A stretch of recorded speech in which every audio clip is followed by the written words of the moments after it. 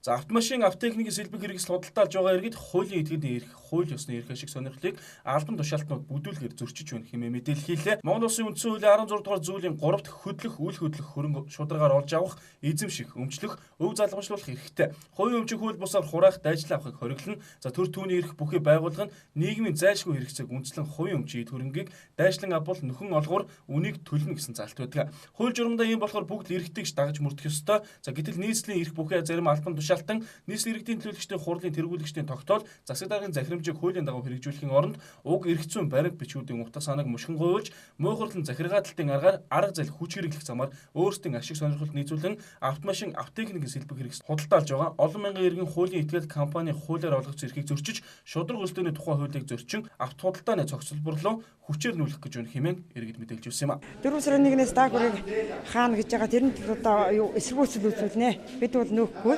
Манай зах бол одоо олон 10 жил би 20 жил суугатан бол одоо daa хүрээ дээр эмх замбраатай, зэгцтэй, хог шороогүй, тоос шороогүй бүх цэг төвлөрсөн ийм сайхан газараасаа бол бид нөөхгүй. Бидний амьдрал бол одоо техникийн зах дараа байгаа болохоор бид эндээс нөөхийг хүсэхгүй байна. Тэгээд одоо өргө толгоос их эцгүү зөндөө байгаа. Амьдралгаа авч явж байгаа эцэг хүү зөндөө байна. Өдрийн зээлтэй, багины зээлтэй одоо ард түмэн чи одоо энэ daa хүрээсээ гişиг уянгаан гуртаж ин гэж явж байгаа болохоор бидний амьдрал энд байгаа болохоор бид нар одоо эмх замбраатай янз янзын үнэр танаргүй хог шороо байхгүй ийм сайхан газараасаа явахыг хүсэхгүй байна. Тэгээд 20 гаруй жил болохдоо манай зах бол одоо алслагдсан захад байдаг болохоор төгжрөл хизээч гарч байгаагүй. Хэрэг зөрчил гардаггүй, хог тоосгүй, төгжээ ердөөсөн гардаггүй. Цаашид энэ үйл ажиллагаагаа зогсоохыг тэдний зүгээр шаардсаар байх болно гэдгийг мэдэгдэж байлаа. За учир нь тэд эрүүл ахуйн шаардлага орчин нөхцөл хангаагүй шинээр байгуулагдсан автохудалдааны цогцлборт очихгүй гэдгийг хатуу мэдэгдэж байсан юм а. Уг хуралд автохудалдаа эрхлэгчдээс гадна daa хүрээ захын менежер оролцож бизнесийн үйл ажиллагааны төрийн байгууллага нийслэлийн удирдлагууд саад учруулж байна гэж байсан юм а. Учир нь тус захт дээр үйл ажиллагаа явуулж явсан арилжааны банкуудыг нүүлгэж одоо ердөө ганц л банк үлдээд байгаа юм байна. Мөн автотеврийн үндэсний төвийн харьяа автомашины дугаар олголт болоод бусад төрлийн үйлчлэгээ үзүүлдэг газрууд бүгд нүүсэн тул тус захаар үйлчлүүлэгчдийг ихээхэн чирэгдүүлж байгаа гэлээ.